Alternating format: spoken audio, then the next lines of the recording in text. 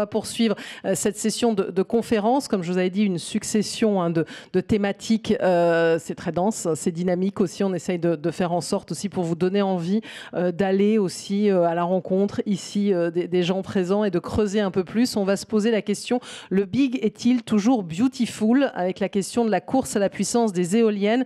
On sait que la course à la grande taille et à l'augmentation des puissances unitaires des éoliennes en mer représente l'une des directions de l'industrie pour contribuer à la baisse des coûts complets de production de l'électricité produite. Quelles sont peut-être les limites aussi à ces tendances? On sera en ligne dans un instant avec Simon Schizman et j'invite à me rejoindre sur scène Filippo Simitan. Je vous en prie. Vous récupérez un micro.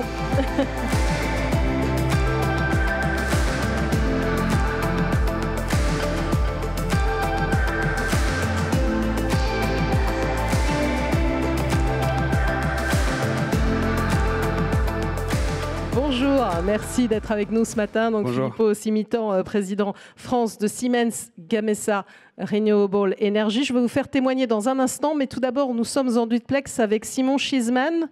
You are with us, Simon? Simon, you can hear me? I don't think you can hear us. You don't hear me? Ce sont les aléas du direct, vous savez. On l'a perdu? On l'a pas? Alors, écoutez, c'est très bien. Finalement, on va commencer par vous, le temps de se reconnecter avec... Ah, si? M'entendez? You can hear me? Non, je crois que ça marche pas. Pas encore. Allez, on va le retrouver. Je vais commencer par vous. Vous voulez que je vous parle français ou anglais? Français, très bien. Très bien, voilà, comme ça. C'est bien. Je me dis aussi qu'on est... Oh, voilà, il y a la Vélotipie qui apparaît en face. Et puis, c'est très bien. On est aussi sur un événement français international, mais ça fait du bien. Je crois que c'est la première langue dans le monde. Donc, on va dire ça. En mer en France. Alors, exactement. On parle donc de course à la puissance des éoliennes, de taille des éoliennes aussi. Est-ce que vous considérez que cette taille de l'éolienne, c'est le seul paramètre pertinent pour obtenir un LCOE inférieur, comme on pose souvent cette question? Alors, bonjour à toutes et à tous. La réponse est oui et non. Comme souvent, en général, la taille des éoliennes est et reste encore l'élément le plus important dans la baisse de LCE. Et on l'a vu dans l'histoire. Donc, je crois qu'il y a aussi quelques supports qui peuvent aider. Voilà, il y a peut-être, parce que là, ça perturbe peut-être un petit peu la régie, le fait qu'il y a quelques supports visuels de la part de M. Simitan aussi pour répondre à cette question. Il faut commencer en rappelant qu'on fête un anniversaire important en 2021. Oui. C'est les 30 ans du début de l'éolien en mer. Voilà. Siemens Gamesa avait installé le projet Vent de Bœuf au Danemark. Non, ce n'est pas les vidéos, c'est les slides. Non, ce sont pas. Alors, c'est très bien la vidéo, mais il y a quelques slides aussi. Je ne sais pas si vous avez ça. Apparemment, ça n'a pas été retrouvé. Et donc, 30 ans d'éolien en mer, une éolienne qui a démarré à 340 volts. Et aujourd'hui, nous sommes à 14 MW, 222 mètres de hauteur pour ce qui nous concerne. Donc, 30 ans de développement et de grandissement de taille accru. Mais c'est vrai aussi que ça s'est accéléré. C'est une course qui ne va jamais s'arrêter. Ça s'est accéléré ces 5 dernières années. Ouais. On peut dire, 10 dernières années. On était vraiment commencé sur les 6 MW. On a été cité tout à l'heure comme les premiers projets en France. Considérer 5-6 MW la taille maximale, la plus moderne quand on a conçu les projets en France. Et puis en 10 ans, aujourd'hui, on est à 14 et tout le monde sait que ça va continuer. C'est pas un petit challenge aussi entre les uns et les autres? C'est absolument un challenge important. Et pour ce qui nous concerne, Siemens Gamesa, ça a été une sorte de parcours de petits pas, ce qu'on dit. Donc on est vraiment passé de 6 MW, 7, 8, 10, 11... 14 aujourd'hui, on va continuer. C'est un processus qui nous a permis de rendre ces grandissements fiables, aussi maîtrisés et aussi bancables en quelque sorte, parce que c'est des projets qui font un recours à un financement important. Et pourquoi on a réussi à faire ça et d'arriver aujourd'hui à avoir pratiquement 70% du marché mondial? Donc on parle de plus de 1000 éoliennes installées dans le monde, 15 gigawatts dans les différents marchés. Et ce n'est pas uniquement parce qu'on a des ingénieurs parmi les meilleurs et les plus intelligents, c'est aussi parce qu'on est assis sur un montant de données énorme. Avec tous ces éoliennes, ça nous permet vraiment de profiter de ce qu'on appelle les big data. Et c'est grâce à ça, finalement, que le développement de l'éolien aujourd'hui est sûr et peut être assuré. C'est parce qu'on connaît exactement quels sont les problèmes, comment résoudre les problèmes, on sait exactement où les problèmes se situent, combien de temps, combien de fois, à quelles conditions. Et ça nous permet de les résoudre, d'avancer. Puis on a aussi énormément investi dans le développement interne. Donc on a des tests internes qui nous permettent à nos ingénieurs de voir immédiatement où sont les problèmes quand on développe de nouvelles solutions. Et tout ça, finalement, nous a permis de garder ces rythmes, un rythme qui probablement va s'accélérer davantage. Et ça va permettre de baisser les LCE, comme vous dites, comme vous disiez. Et c'est finalement ce qu'on rend à nos clients, c'est finalement l'intérêt pour les sociétés aussi, en quelque sorte, la société civile. Mais ce n'est pas que le seul élément. Vous voyez aussi d'autres évolutions technologiques qui pourraient y avoir à l'avenir, à côté des turbines plus grosses?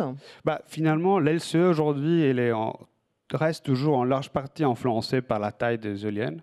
Avec un LCE qui, on peut dire, en quelque sorte déjà à parité réseau dans la plupart des pays, et aujourd'hui reste déclaré souvent comme la source de production, nouvelle production la moins chère.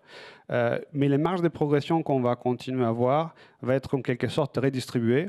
Alors soit parce qu'on va pouvoir installer au même LCE dans des sites moins vantés, donc on va aller avoir une implantation un peu plus étendue, soit parce qu'on va avoir déjà dans quelques pays qu'on commence à jouer sur les droits des concessions, sur les taxes de l'éolien, et tout ça, c'est finalement de la richesse, de la valeur qui, grâce à l'innovation industrielle, elle est redistribuée au territoire et aux populations.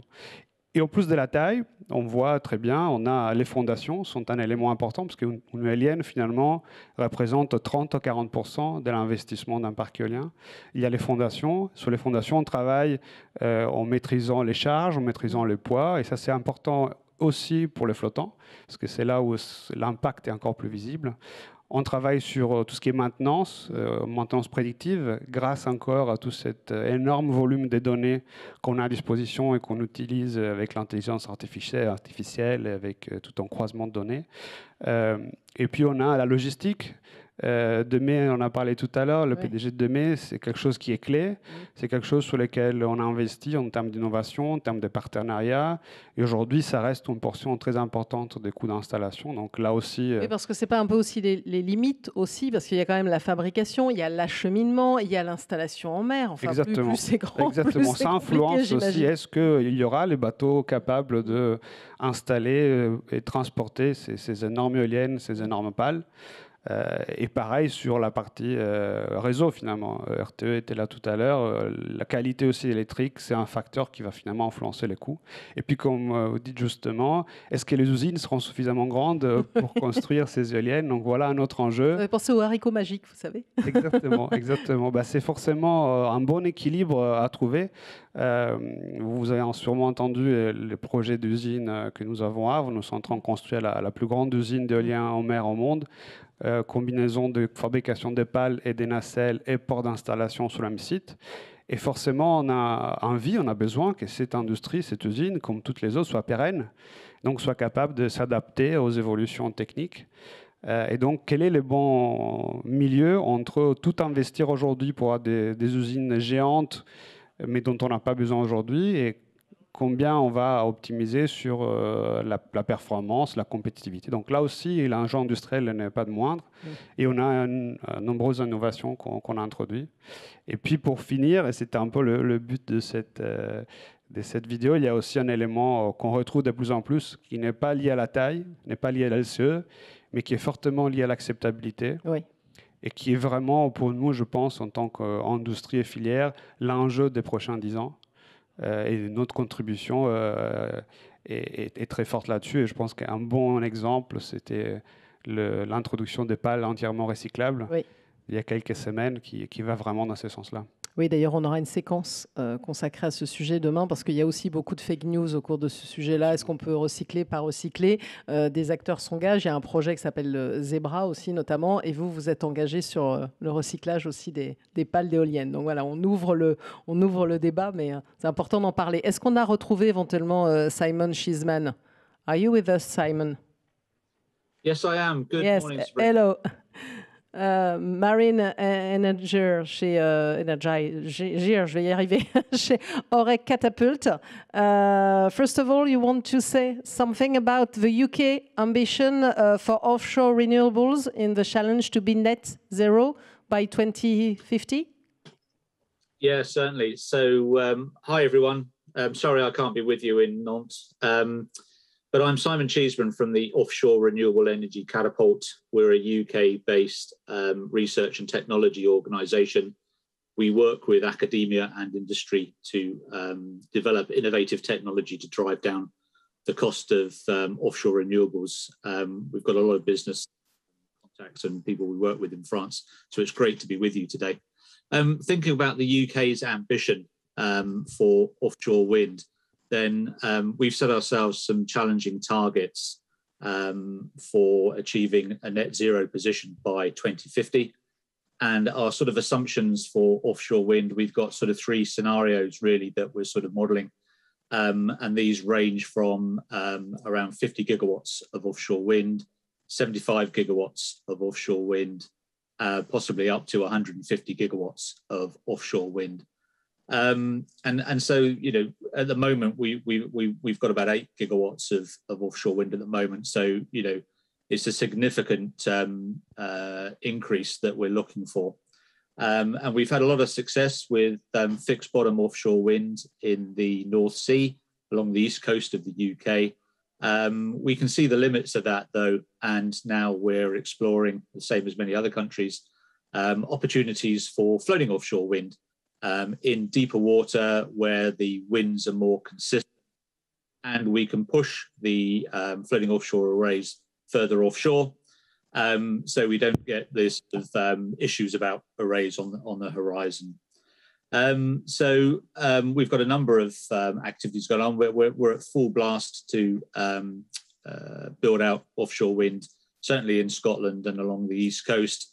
And now we've got sort of demonstration leasing rounds coming out for floating offshore wind up in Scotland and certainly down in the Celtic Sea, which is that area of water off of Cornwall, Southern Ireland and Wales. So there's lots going on. And obviously we're concerned about how big turbines will get. How do we manage the manufacture and installation of those turbines? And then just as important is the long-term support, maintenance and operation of turbines, very large turbines with very large blades on top of very large towers that may now be sitting on a floating platform. So Sabrina, that's a big challenge for us, as it is facing for a number of other countries as well. Yes, can you say maybe a little bit more about these limits and specifically the analysis regarding increasing the turbine size? Yeah, so at the moment in the UK, our largest turbines are sort of around sort of 7.5, 8 megawatts. And, you know, they're sort of sitting on sort of, fairly large towers. But I suppose we, through the Catapult, we're a testing organisation. We've been testing GE Renewables Haliade X turbine. That's going to have a 220 metre rotor. It's going to sit 248 meters above the sea level with 107 meter carbon hybrid blades. And the Haliade X range will go from 12, 13 and 14 megawatts. Our test facilities test up to 15 megawatt drivetrains. But, we know that organizations have got sort of 20 megawatt turbines on the drawing board. And that's possibly the future.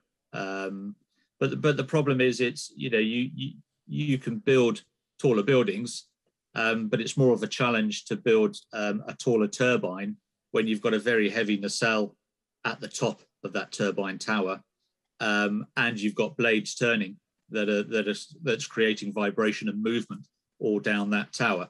So these factors need to be taken into consideration.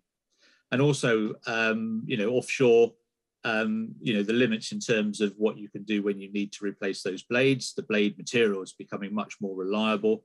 Blade changes are less frequent, but still a possibility, as is replacement of major components in the nacelle. So, you need to factor in the fact that you might have to get a floating crane or a jack-up vessel out to these offshore wind turbines. And there are limits in terms of not only the reach of the cranes that are involved with these vessels, but also their lift capacity. And then obviously you take into consideration sort of weather factors and things like that. So I think, our thoughts are that maybe from a cost perspective, and when you look at the levelized cost of energy for arrays, we're sort of doing our calculations, doing our sums to say, is there a cutoff point for the size of wind turbines that we may want to put offshore in the future? Some would argue that, we've always said that, and we've always tried to sort of suggest that there's probably a limit. But, year on year, we seem to be successfully exceeding those limits. So I think at the moment, the jury's probably out in terms of, the eventual size. But, it does bring considerable engineering challenges. And what it means is we've probably got to do a lot of work to reduce the top weight of wind turbine nacelles. We've got to do a lot of work to reduce the weight of wind turbine blades. And that sort of then reduces the heavy lift problem. But we still have that issue around height. And so, maybe turbines in the future have a sort of a self-build capability. You'll all be familiar with sort of tower cranes that you see on building sites that effectively sort of help build themselves. Maybe that's the sort of technology we'd have to look at in the future. Or maybe, there does become a sort of a practical limitation to the size of turbines. But at the moment, turbine growth is happening, and turbines themselves are getting bigger, blades are getting longer, and the vessels required are getting bigger. And it's all about the technology and technology innovation, and that's what the Offshore Renewable Catapult is all about, is working with technology developers to try and solve some of these issues for the offshore renewable sector. So Sabrina, hopefully that sort of explains where we are at the moment. Merci. Thank you very much for this explanation. You want to... vous voulez... Je pardonne à l'autre. Vous voulez réagir peut-être parce que l'idée, voilà, il a souligné les difficultés aussi qu'il y avait en disant on va toujours plus loin. Non, mais tout à fait, je souscris 100% ce qui a été dit. Les challenges sont là. Et en même temps, je rappelle aussi que pour que finalement on puisse continuer à investir, pour qu'on puisse continuer à aller de l'avant et donc apporter des solutions, il faut aussi que le marché reste stable, se stabilise et que donc on soit en mesure d'avoir les volumes qui nous permettent d'avoir les fonds pour générer ces investissements. Parce qu'on parle vraiment d'investissements massifs tous les ans pour que l'innovation puisse continuer, pour que les nouvelles technologies puissent rentrer. Nous, comme le reste de la filière, donc ce n'est pas juste les turbiniers, on parle de câbles, on parle des sous-stations, on parle des bateaux. Et tout cela sera possible uniquement si finalement on rentre dans un marché stable. On dit, on industrialise le marché des appels d'offres, le marché de l'éolien. Et donc, on a la visibilité qui permet d'asseoir ces investissements de façon fiable. Autrement, on retourne en phase de pionniérisme avec des gros risques qui sont pris et pas tout le monde s'est bien sorti. Merci beaucoup à vous. Thank you, Simon Cheeseman. Merci beaucoup, Filippo Simitan, pour votre intervention.